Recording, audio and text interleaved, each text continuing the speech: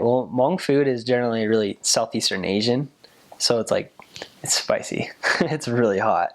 Like a lot of it's really hot. Some of it's not. Some of it is. But for the most part, like Hmong food is really good. Super, super good. It's really different, but really, really good.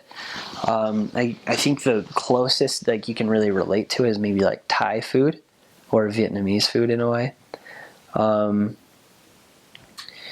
Like something that they always eat, like for like get-togethers and everything like that, is pho. Like that's Vietnamese, but they call it pho, which is a little bit different.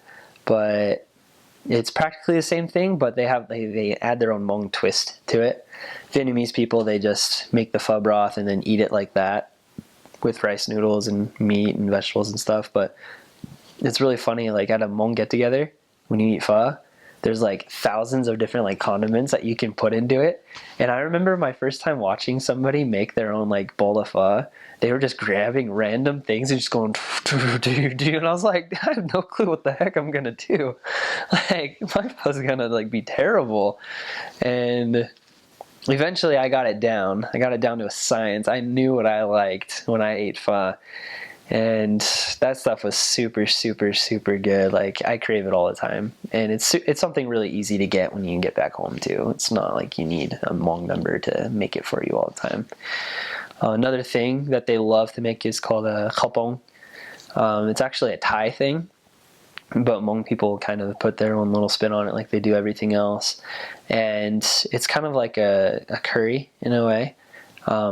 Sometimes it's red, sometimes it's yellow. They love to put like bamboo, quail eggs, pork, beef, chicken, whatever meat you really want in it, like with some vegetables and some peppers and stuff like that. And that stuff is delicious. I haven't had it since I've been home actually, and so I've been craving that a lot lately. Kopong is really good. Another thing is kind of like a dessert drink that they drink like afterwards, after they eat everything. It's called nava. That's also Thai. I think Thai people call it nambang. But that stuff is really good. It's kind of like a coconut caramel drink in a way, and they put like rice tapioca in it, and they cool it down.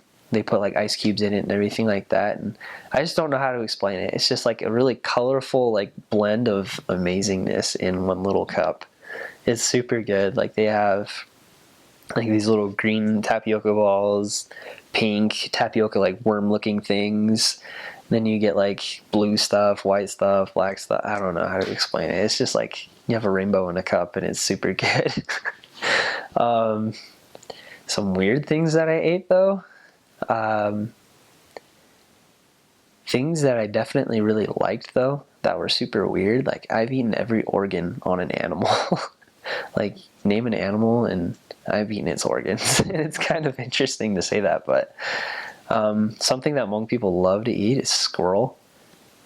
They love squirrel, especially in Wisconsin when there's actually like game squirrel instead of like street squirrel.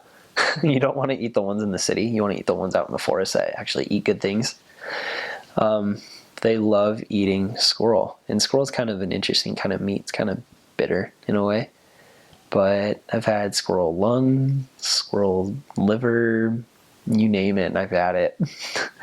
I've had squirrel brain. And they love rabbits too. Rabbits are actually pretty good.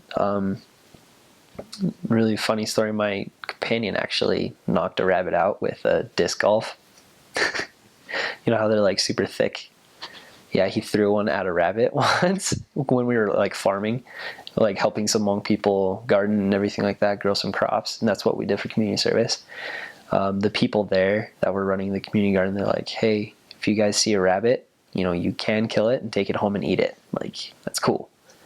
And so my companion, him being a Hmong guy, he's just like, yeah. And so we were about to drive away, and he's just like, wait, Elder, stop. I'm like, what? He's like, rabbits. And I was like, okay. Like, you're not going to catch one. And he's like, watch me. I was like, what are you going to kill it with? And he looks at me and he pulls out this disc golf. And I'm like, you're going to kill it with a disc golf frisbee? And he's like, yeah. And so he gets out and he chucks it at a rabbit and it goes right over its head, but the rabbit doesn't flinch at all. And so he runs around like a corn stalk, grabs his frisbee, and he takes another try and he hits the rabbit and it knocks it out.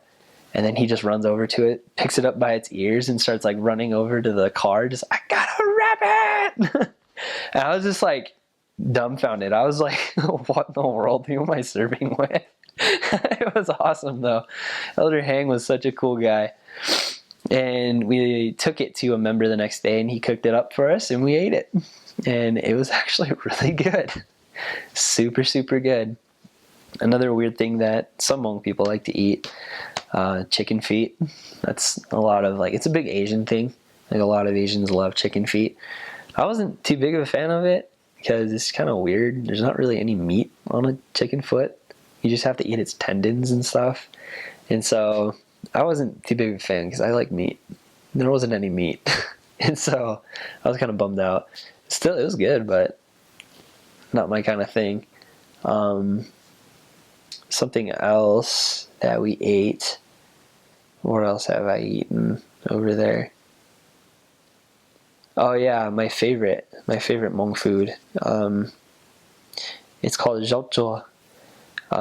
What they do is they just boil some like greens, some like vegetables and stuff like that, and some water, and they put some sugar and salt into it. And sometimes they put like pork, like chopped up pork, and they boil it along with it. And I don't know, it's the most simplistic meal you can ever think of. Just put some vegetables in a pot, boil it, put some salt, sugar, a little bit of sugar, and some pork, and just boil it and just eat it like that. It's so good. And I'm pretty glad it's easy to make, so I can make it when I get home, or when I am at home. They love rice. They make desserts with rice. I remember one time this guy gave me this weird little purple rice pancake, and then he gave me some caramel, and he's like, dip it in the caramel and eat it. And I was like, this is rice, bro. Just mushed up rice. And then later on, I come back home and I was like, yeah, Asians love rice. Like with like mochi ice cream and stuff like that. They make desserts out of rice and they make everything out of rice. And I was like, I really liked it. It's super good.